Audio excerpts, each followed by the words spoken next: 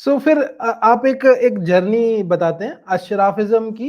अब हम 1857 पे आ गए हैं कि how they change their tactics right. In from 1857 to let's just say 1947 या 1920s तक आते आते from opposing Britain they started to shaking hands with Britain in a sense, या उनके साथ कोलिशन में चले गए एक तरह की, जो कि एग्जैक्टली। शायद अभी तक हमें दिख रही है, जो कि अशराफी मार्क्सिस्ट हिस्टोरियंस जो कर रहे हैं, आई थिंक वो उसी कोलिशन का, missionary.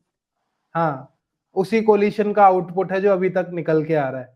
So right. Let's talk about this, उसके बाद एक last question, then we will end this sure for sure. Today. So हाँ। 1857 के बाद हम्म और उससे पहले भी ये लोग जिहाद के हिसाब से देख रहे थे, राइट, कि ठीक है अंग्रेज हम्म आए हैं और इनके खिलाफ हमें जिहाद लड़ना पड़ेगा, राइट। हम्म और वो लोग बेसिकली जिहाद कर रहे थे और उसमें काफी सारे अंग्रेजों को मारा भी गया था। एक जज का, चीफ जस्टिस का देहांत हुआ था, आई थिंक लॉर्ड मिंटो या किसी एक दो वाइसरॉय को उड़ाया गया था, ठीक तो है। पूरी फैमिली को भी मारा गया था ना, हाँ हाँ किसी एक की तो। हाँ। सिपॉय म्यूटिनी के टाइम काफी सारे ब्रिटिशों को मारा गया था।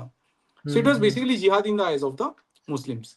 फिर हम्म मंथन चालू होता है, राइट। कोट अनकोट में मंथन वर्ड बहुत गलत हम्म, तरीके से यूज कर दिया, बट हाँ, जर्नी उनकी स्टार्ट होती है। एक जर्नी चालू होता है जहाँ पे शोध चालू होता है, लेट्स पुट इट, ठीक है। मैं इस वर्ड को बदनाम नहीं करना चाहता, हाँ बीइंग अ जी। Guest here. तो फिर ब्रिटिश जो है वो भी अपना हम्म शोध करते हैं। हम्म। और अब ये जो जो अशराफी है ये भी अपना शोध चालू करते हैं। फिर ब्रिटिश साइड में क्या आता है, ब्रिटिश साइड में ये जैसे डब्ल्यू डब्ल्यू हंटर आ गए। उन्होंने ये ऐसे बुक लिखना चालू किया कि इंडियन मुसलमान आर अच्छा। They bound to rebel against the queen, hmm 1871 around that time. जिनमें ये क्लेम करते हैं कि एक्चुअली कि जो मुस्लिम सोसाइटी है ये इतना एजुकेटेड नहीं हो पा रहे हैं, इनका इतना मतलब हिंदू जिस हिसाब से उभर के बाहर आ रहे हैं, काफी सारे जो मेन मतलब जो सरकारी पोजीशन है उसको ऑक्यूपाई कर रहे हैं, मुस्लिम इतना नहीं कर पा रहे हैं, क्योंकि हम जब कोट अनकोट जो मैकॉले एजुकेशन हम लाए थे उसका फायदा हिंदू उठा रहा है, मुस्लिम इतना नहीं उठा पा रहे, बिकॉज ये इनके लिए हराम है, इसको इन्होंने दूर हटा के रखा है। लेकिन मुस्लिमों ने यहाँ पे 500 सालों से राज किया है और they have this whole quote unquote stoutness of the heart, right.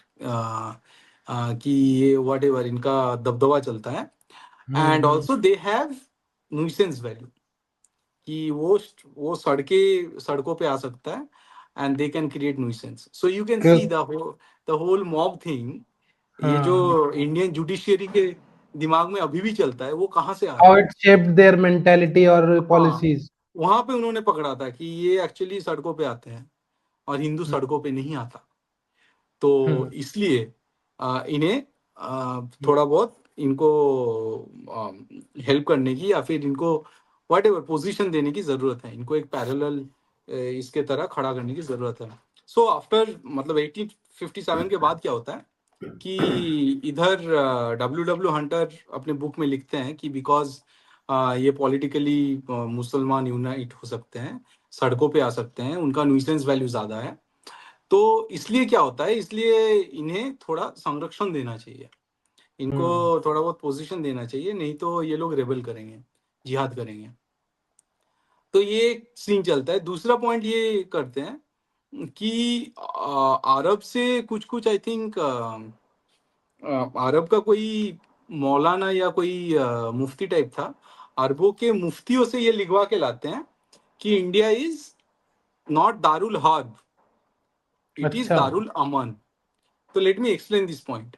हम्म इस्लाम के अनुसार देयर आर दो तरह का घर होता है, दो तरह का साम्राज्य होता है।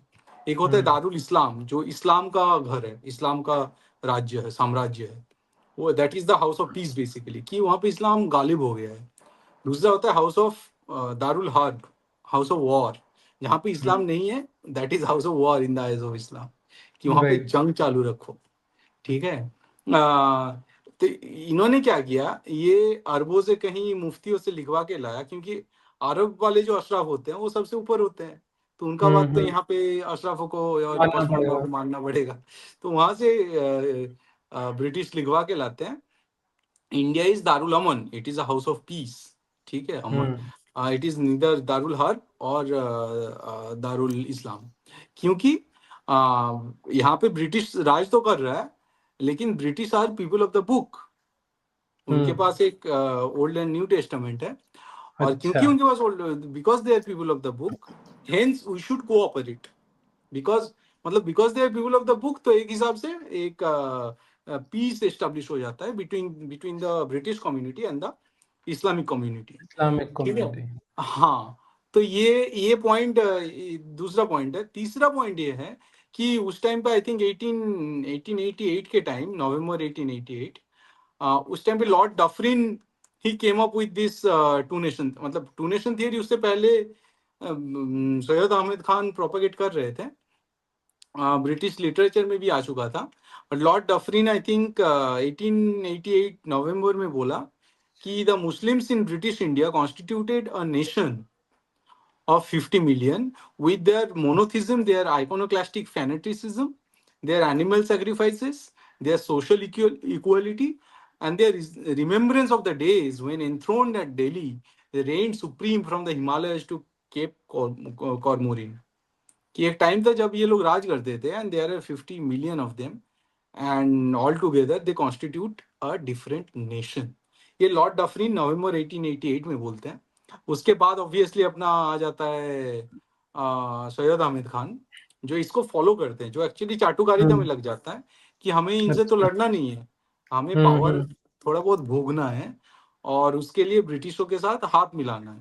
फिर उनका मीरठ स्पीच आ जाता है, जिसमें डायरेक्टली वो बोलते हैं कि अगर अंग्रेज जब छोड़ के चले जाएंगे, तो कौन यहाँ पे, किसका दबदबा होगा, हिंदुओं का दबदबा होगा ना, या फिर हम लोग क्या करें, हम लोग अफगानिस्तान से फिर उनको बुलाना पड़ेगा मुसलमानों को यहाँ पे राज करने के लिए। So all this thing that started, right, कि टू नेशन थियरी स्टार्ट हम्म। हो गया, मुसलमानों को ज्यादा अपीजमेंट देना चालू हो गया, two nation theory obviously create हो गया, और फिर हिंदुओं को कि दिस दिस होल स्कीम कि मुसलमानों के साथ एक होके ब्रिटिश एक्चुअली हिंदुओं पे राज कर सकता है, ये थियरी सामने आना चालू हुआ। और आप देखोगे जब 1947 में जब इंडिया का विभाजन हुआ, उस टाइम में भी आप देखो लगभग, मतलब मुसलमान और Hindu soldier, the army of was of the same size, similar size. ठीक है, हम्म। इवन ये सावरकर लिखते हैं कि जो सेल्यूलर जेल था, वहां पे टॉर्चर कौन करते थे, टॉर्चर वॉर्चर करने के लिए